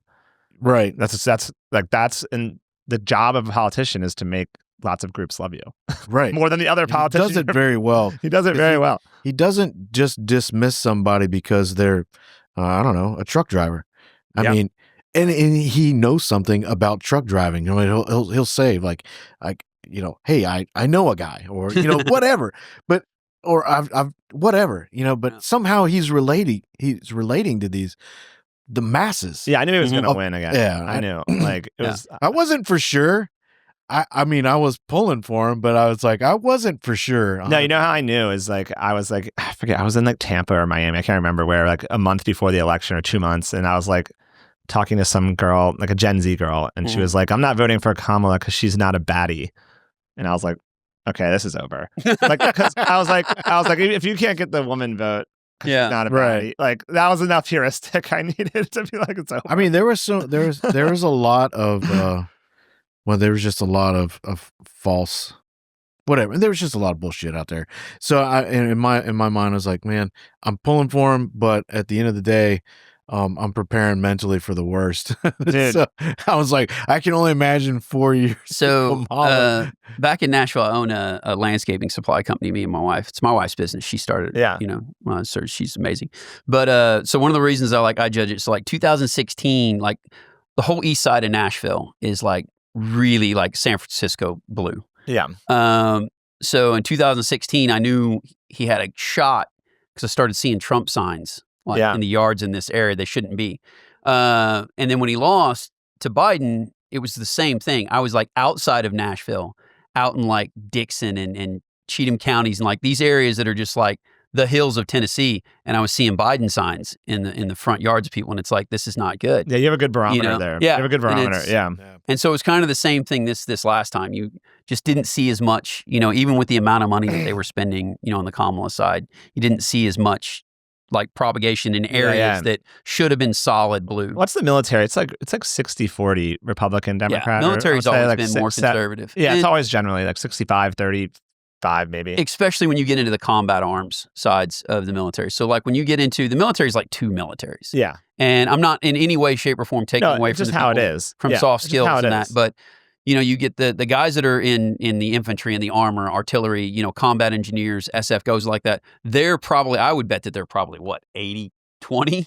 Like it's generally much more conservative. And then, the Air Force is probably the bluest of any service. They're the best. I always say they're the best, but there's military and then there's corporate. Corporate, yeah. They're very good at that. Yeah. Well, the thing with the Air Force, right? Like when they build a base. Oh yeah, they don't build a runway. They build the golf course first. Yeah. build the golf course first, and then they don't build a runway. That's They right. spend every dime that they've got on building the base, and then they go back to Congress and like, hey, we're gonna need more funds. Yeah, we don't have a runway. I know. I worked at Naval Reactors, and we still do our annual golf tournament for the Navy at the Andrews Air Force Base. They have everything. We have to do it at the Air Force Base. Navy doesn't have any golf courses on our bases, really. Me and Rod was laughing about the other day when we, when you're on your way back home from Afghanistan, you knew you were screwed. If you're Air Force bird, the bird lands in Rota, Spain, or something like that, and you see your pilots come walking off the plane with their golf clubs thrown over their shoulder. Right. And it's like, well, shit. And then the crew chief's like, plane's broke. It's like, is it broke? Is it really broke? Or are we just staying here for 3 days so the pilots can get their golf game? Oh my God. It's bad. Like, you're like, shit. You've been gone for 8 months and you just want to get home, but nope, we're stuck in Spain for 3 days. Yeah. So, which sounds terrible. I know you were stuck in Spain for 3 days, but how would you guys say being deployed affects family? You see that with guys divorce? Is it higher? And then it's higher in the military, right? It's tough, right? Yeah. It's rough. Yeah. The soft community is a divorce community. I mean, there's really no way around it. I mean, I can count on one hand how many guys I know that started with one and ended with that same one. Yeah. I mean, that's how few that I know. Yeah. I mean, it's tough, right? But most of them are like me. I've, been married how many times? Yeah. 3 times. Yeah. It's sad. These are sad things. It's but rough. Startups do the same thing, I think. Yeah. I put everything into this company 7 days a week. This is my life. Yeah. It's brutal. And I did this for my last company too. And it's just tough. It's kind of it's not like being deployed. That's harder, obviously. But yeah. But there's a grind there. Yeah. And if you're passionate about it, 9 times out of 10, you're going to be pretty successful at it. Mm-hmm. So, I mean, if the passion isn't there, then, what are you doing? But it's the same for him and I. The passion was there for us when we were in the team. So we push and we push and we push and we push. Yeah. And that has effects on family. Yeah. Totally. That's I think that's one of the hardest parts. Explaining to, if command calls down and said, I need some guys to volunteer to go to Afghanistan, you're going to go volunteer. I'm going to put my hand up. Yeah. It's not the fact, and trying to explain to your family, it's not because I don't love you. It's not because I don't want to be here with you. It's not because I'm not going to miss you. It's because this is the mission. We're at war. They asked for volunteers. They're not asking. This is what we do. To not raise your hand would there was always 1 or 2 people that were referenced, on a whiteboard in some E9's office as the solution to all problems. Hey, do we need to contact the solution to all problems? Yeah, contact him. Because then that guy would just drop whatever he's doing wherever he's at and be a battlefield replacement and take over a team. Yeah, because somebody got killed. And I know 2 of them, and they're fucking awesome people. Yeah, and they would do that, and it was just fuck, man. But that's that must wear on their personal life. Well, they have to do that, right? I'm sure of it. Yeah, stop. That's one of the hardest things. I mean, deployment, because they're so far away, and people, just human nature. People get lonely. Wives cheat or guys cheat. It's just a fucking thing. Yeah, and I don't know who's doing it more. I honestly always say, and I'm not at all downing, but I would say the significant other that was stateside, they probably cheated more than the people that were deployed. Well, definitely, right? And I say that simply, if nothing else, because access. It's access. Say my first 2 trips into Iraq, 03, 04, 05, only the gay dudes could cheat because we didn't have any, there were no women. So it's you had wives that come, you're probably over there sleeping around, and it's with who? Yeah. There are no women here. Yeah, I know. That's what I'm saying. Literally, I went months without seeing, any women. So it's and the thing with enlisted guys too is the pay is really bad. Yeah. So then what if they get divorced and they're deployed? Now they have financial trouble. They have to deal with that. And it's just so fucked. So, I mean, it got better during the war. Like when I joined the Army, I joined in 96. When I joined the Army, the first year I was in the Army, when I filed taxes, I made just under $7,000 that year. That's what I made. Fuck. Yeah. That's what I made for the year. That was my first full year in the military. Like I made like $230 every like 2 weeks is what I made, as a private. Dude, you were living and yeah, I lived in the barracks, Yeah. and then but you still you were working like brutal hours. Like we sometimes didn't get off till, we start at 6 and get off at 10, 30, 11 at night, and you're still there at 6:30 the next morning. But that's why they call it service.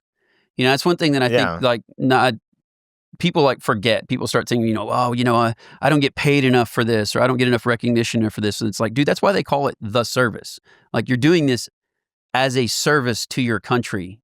Yes, you need to get paid because you've got to live. So soldiers need to be paid adequate in that. But it's like, you're not getting paid what some contractors getting paid. I think that makes sense. I never really thought of it like that. Like the service. We're there to serve our country. Yeah.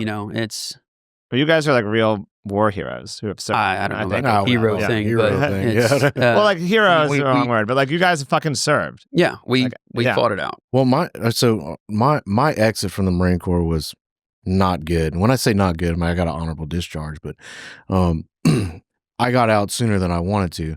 I had a knee injury early on. I had a surgery, do a deployment, come back, get another surgery, do a deployment, come back, get a surgery, do a deployment. And that was kind of my routine.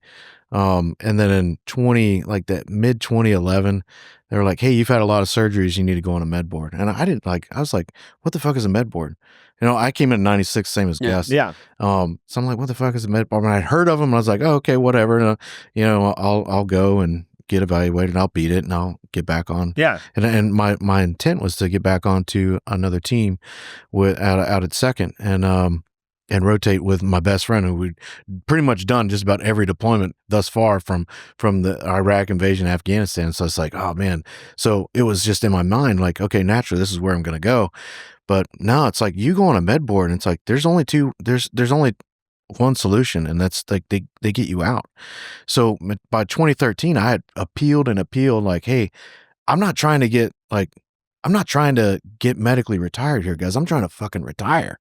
I got 3.5 years for my 20. Yeah. I wind up going to DC, get my Charlies and go up to DC, and I'm sitting in front of a full bird colonel and 2 Navy captains and kind of go over my record. And I basically tell them what I just told you guys. Yeah. Like, I don't want to be medically retired here. Just like, I want to go back to my unit, yeah, go back to my team. It's like, I had guys in my unit missing a limb on a team. Yeah, we had guys. I'm like, here I am with I got the whole limb. And they're telling me they were pushing me out. And at the end of the day, the Marine Colonel was like, hey, you're good to go. And the 2 Navy captains were like, nope, you're not. And that was a whole Obama sequestration bullshit. And dude, I left there with a bitter mentality because I didn't get to finish what I was like. I was just getting warmed up. Yeah. And that's anyway, really, so I got hosed there. But then to add insult to injury, 2 weeks after I got discharged, I get the privilege to go right back to work at the same unit, training my peers, for the next 10 years. That's what I did. So like I trained my peers, which was okay until every time they leave to go on a deployment. I'm like, and you want to be with them. Yeah, right. Yeah, and they wouldn't let you. No.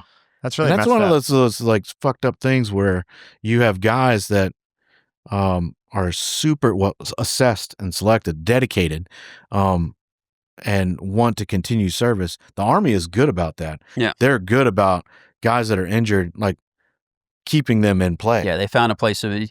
You'll see them like you get some of the people like, because you'll see some Green Beret like wandering around Bragg or places like that, and some of them are a little fluffy now.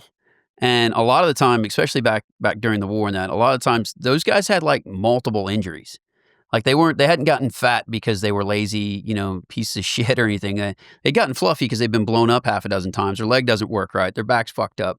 But they're still, the knowledge base that they have is still so valuable that, you're not going to you're going to find them some place to be, something to do, because their minds are worth more than their arms and legs anyway. They can teach the next generation. They can, have a insight into what's going on, from the rear, so they can, better inform and better, advise, senior officers in the rear or at, SOCOM or wherever that haven't been in a fight in a very long time, Yeah.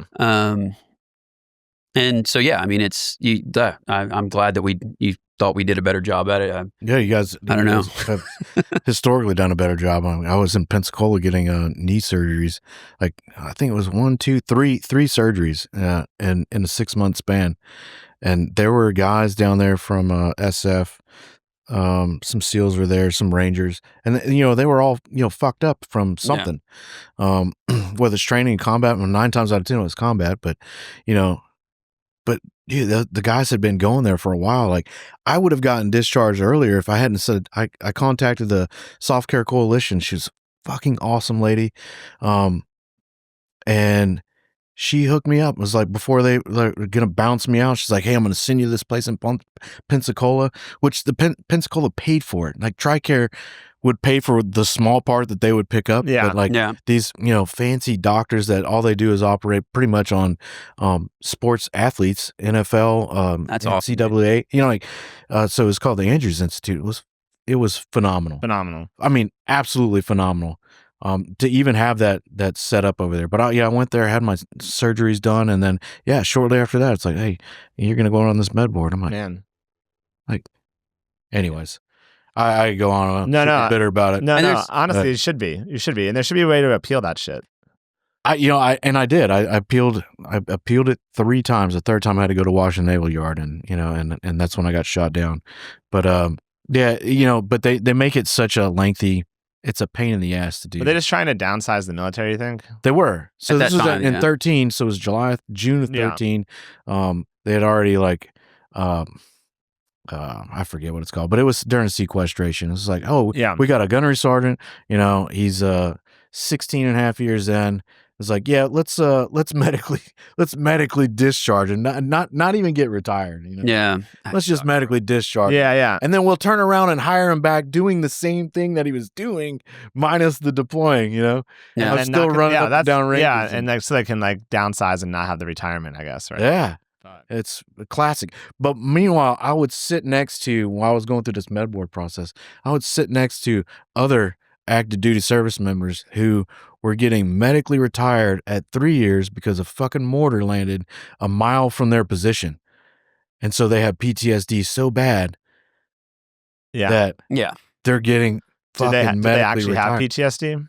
I have no idea. Yeah. Do you have friends with that? Do you guys have friends with PTSD? Yeah. Oh, yeah. And I mean, the mental health stuff, they say they've come farther along with it now. Earlier on, you saw guys that got put out, like Rod was talking about, and they legitimately had issues. And you felt like it was definitely a jaded, horrible feeling, because, you had guys that got hit, their brains got scrambled, and they come back and now they've got aggression issues and stuff like that. And, in the Army, put them out, because it's like, oh, you're a disciplinary problem. It's like, he's not a disciplinary problem. He's wounded. You just can't see it. Right. His head's, messed up. And have they tried new drugs for that stuff? They are. They're doing some bunch of crazy stuff. They're doing trials on I thought MDMA got canceled on it though. They tried MDMA, like Molly. I was actually when we were down at Emerge. I was talking with a VA doctor, and she had a whole study she was doing with psilocybin in that. Yeah, and they say it's really doing a lot of great things for guys. Yeah, I think psilocybin could be good. Mm-hmm. Yeah, I've got I know some guys in that I serve with. They went down to Mexico. There's a retreat down there where they try all these different therapies, and 2 of them that I know they're came back gave up alcohol, everything, came back, and it's been a life changer for them. So, wow, yeah. So it's really awesome. I'm really happy with all the people there's a lot of people who's really stepped up to try and do stuff, like Gary Sinise Foundation. Those guys have really there's a good people that really tried to help soldiers and stuff, and and the guys after the war, and it's awesome because like he said, I mean, there's always going to be people out there that are trying to game the system and that, but you had guys that just wanted to serve and did their part. And a lot of time those guys are quiet about, they are quiet about and actually they're the last ones to even say anything about like pursuing Last a one's to VA ask for help. claim. Yeah. You know, like they're not like Like I had to run into somebody, and I told my story to them. I was for my best friend's son's graduation in Jacksonville, North Carolina, and I just happened to be sitting out there outside the hotel.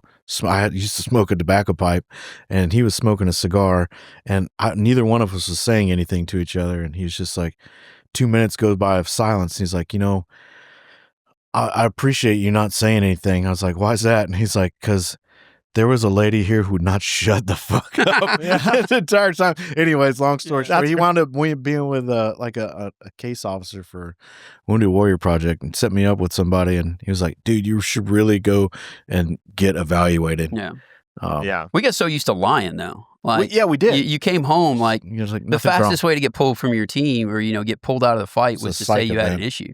You got so used to like literally coming home and it's like as everything. Not only that, like you couldn't go and leave until you like reverse SRP'd until you gone through the whole process of coming home. So it's like you can't go on leave, you can't go be with your family, you can't do anything you're going to do until you get all this shit done. So if you admit that you've got some kind of problem, like you just bought yourself like 3 more months worth of fucking appointments. Guys would pull stuff from their medical book, from their medical record, on purpose, and Doc over here would like, oh, we'll take care of this when we get back. And like, I'm like, hey, this is what they're going to be looking at. They go look at it. I'm like, all right, you're good to go. You can deploy. Yeah. Sweet. Come back, hopefully. And then it gets put back in and you go off and do great things. But those are the individuals that they're born to do that stuff. Yeah.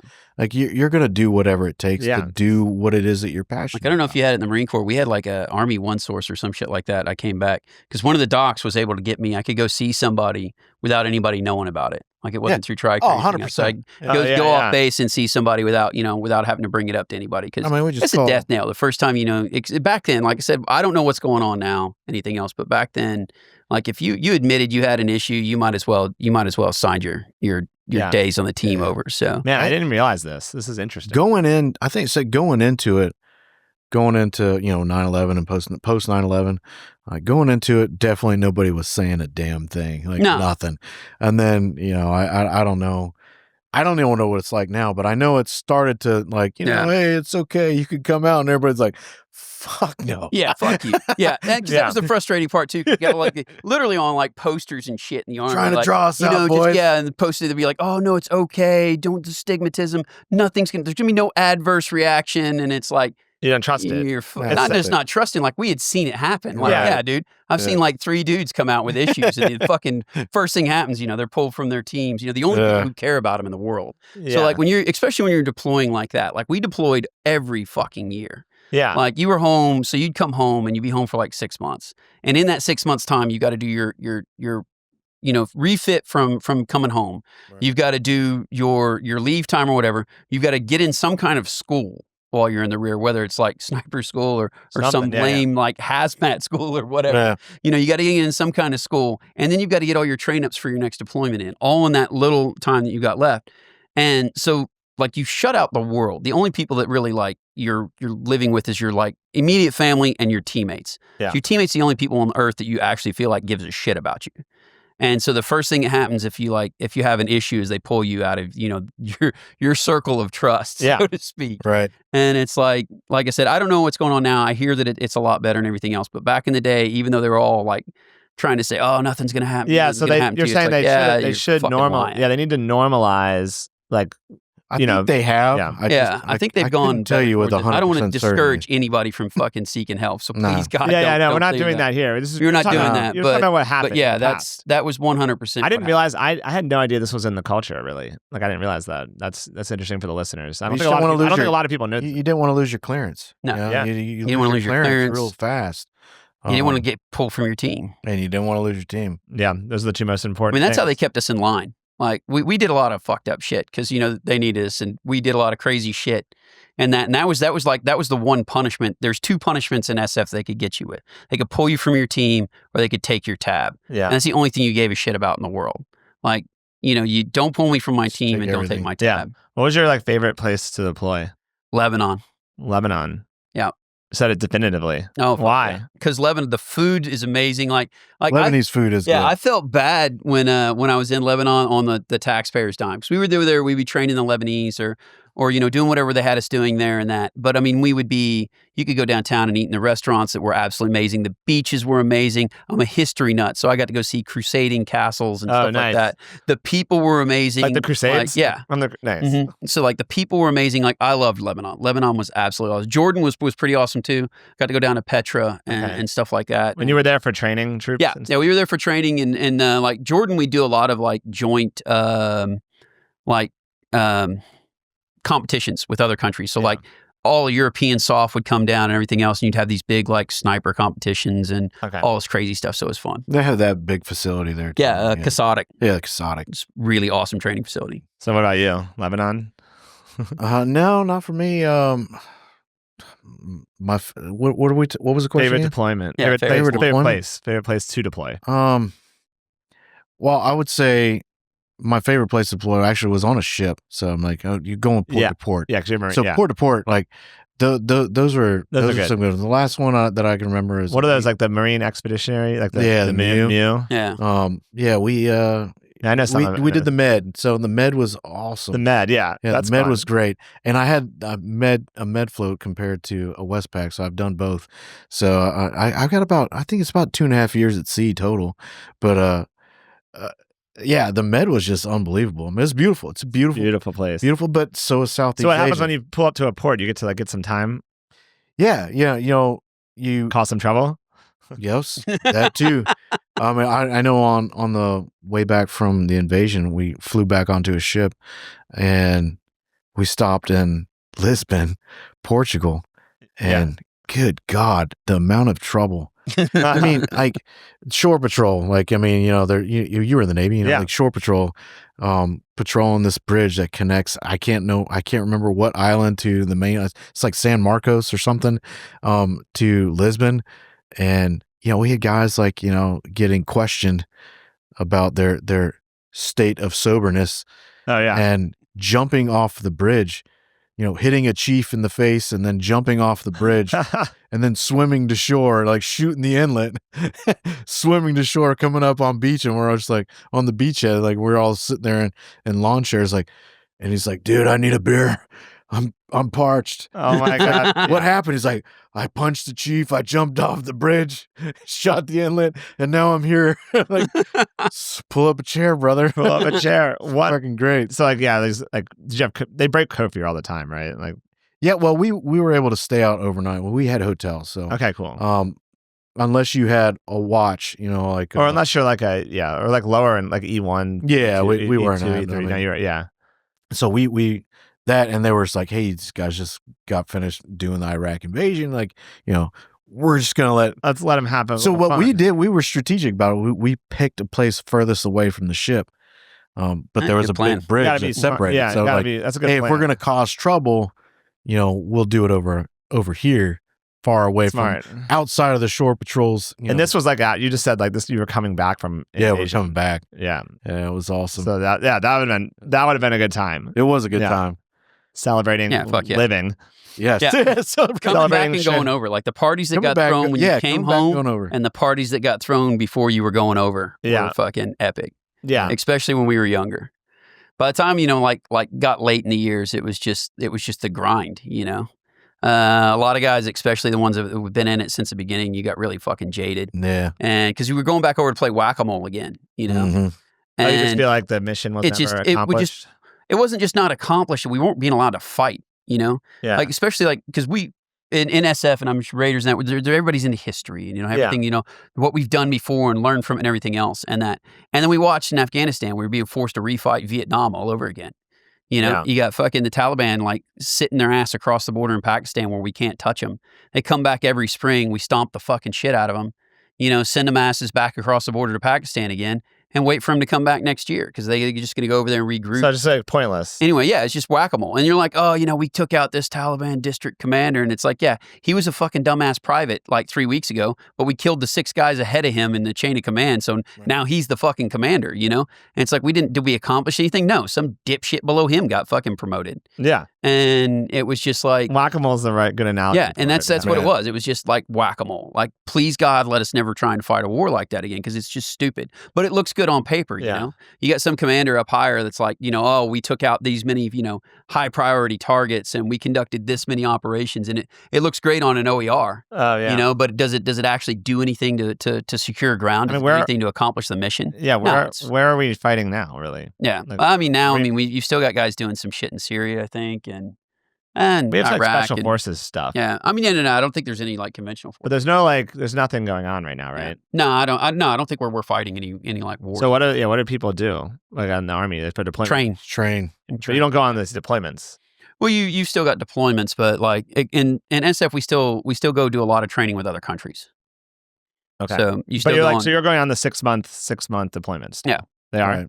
But it's not the same. No, it's not like, so like with your brothers. Yeah, you're not Yeah, like going out same. and conducting operations every day. So- And I mean, like everywhere, anything is going to be different. Like Iraq was very different from Afghanistan. Very, very different, yeah. Yeah, but if you've been in the military for the last like 4 years, you started 4 years ago, you maybe have never really done. Right. And you might never.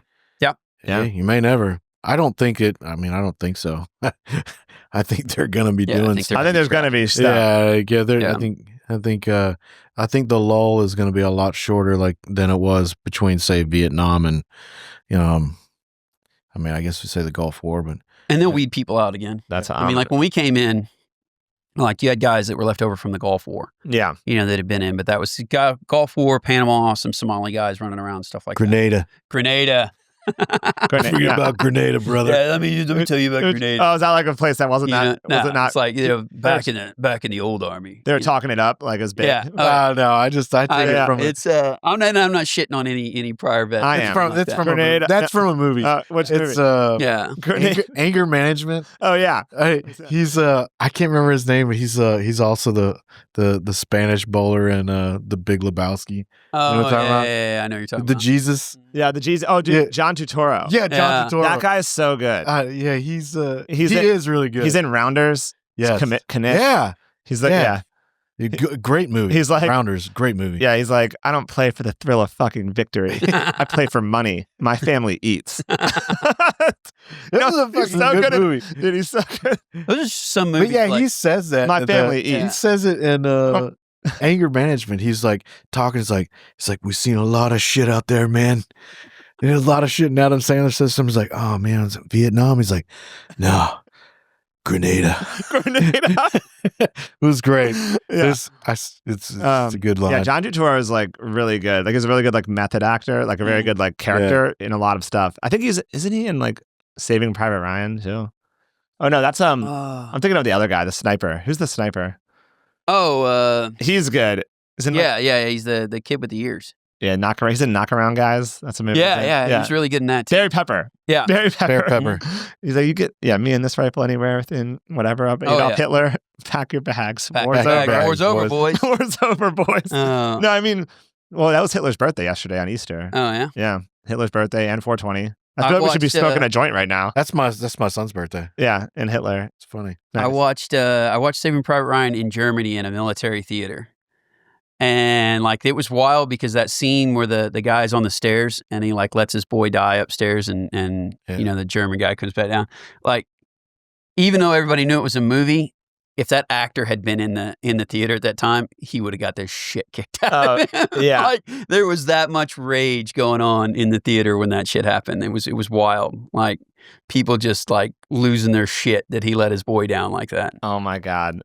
Yeah. There's nothing more That's like funny that you saw unforgivable. That. Where did you say you saw that at? I was in Germany. You was in Germany. Okay.